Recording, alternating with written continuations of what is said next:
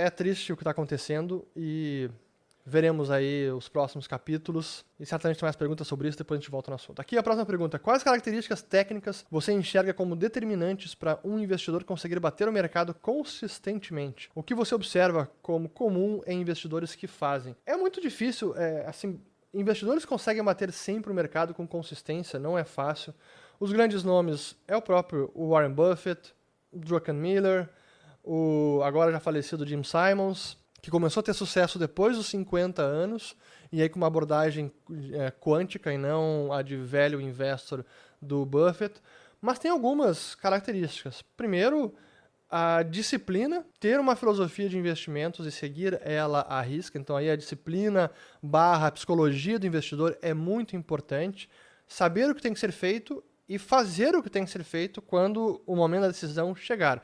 Não se desesperar, não vender antes da hora, não comprar apressadamente quando o momento é de mais euforia, não é um momento propício.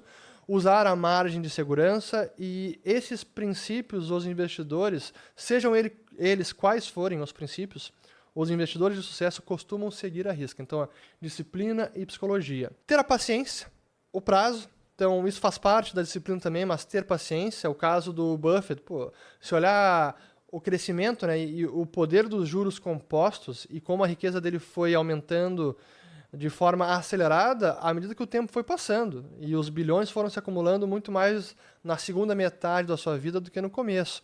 Mas tem que ter paciência. Ele é um investidor de sucesso, ainda vivo, há mais de 70 anos. Então, é surreal. Então, o tempo também, ter paciência a prazo é importante. E aí, aproveitar oportunidades. E aí eu vejo, acho que o caso do Druckenmiller também, que é o Stan Druckenmiller, que era sócio do George Soros, e estava na época junto com o Scott Bessent, que hoje é secretário do Tesouro Americano, em que quando uma oportunidade se apresenta e você tem convicção daquela tese, em vez de diversificar e apenas participar de parte do potencial de retorno daquela tese, você concentra.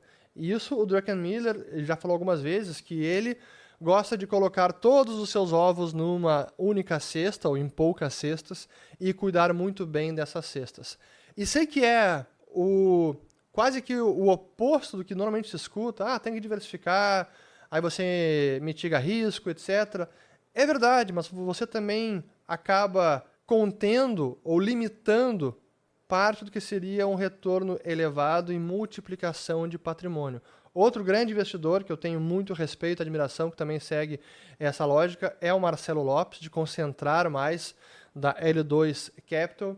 Inclusive, ele compartilhou uma vez um artigo muito bacana, aliás, a história dos irmãos Chandler, que justamente também tem essa vocação e essa filosofia de investimentos. Então, para resumir, aqui eu diria que é a disciplina, a psicologia, é a paciência, o prazo, saber esperar as oportunidades, esperar a hora de puxar o gatilho, e também se conhecer como investidor e definir qual é a sua filosofia de investimentos e seguir ela à risca. Então, eu diria que esses são alguns dos diferenciais. E não é simples, eu estou falando aqui, mas por isso são poucos grandes investidores. E bater o mercado consistentemente em todas as janelas de tempo não é tão simples assim. O Warren Buffett não bateu o S&P 500 em todas as janelas, nos últimos 5 anos, nos últimos 10, nos últimos 20, nos últimos 30, nos últimos 50. Mas desde que ele começou a Berkshire Hathaway, o retorno da ação da Berkshire é muito maior do que o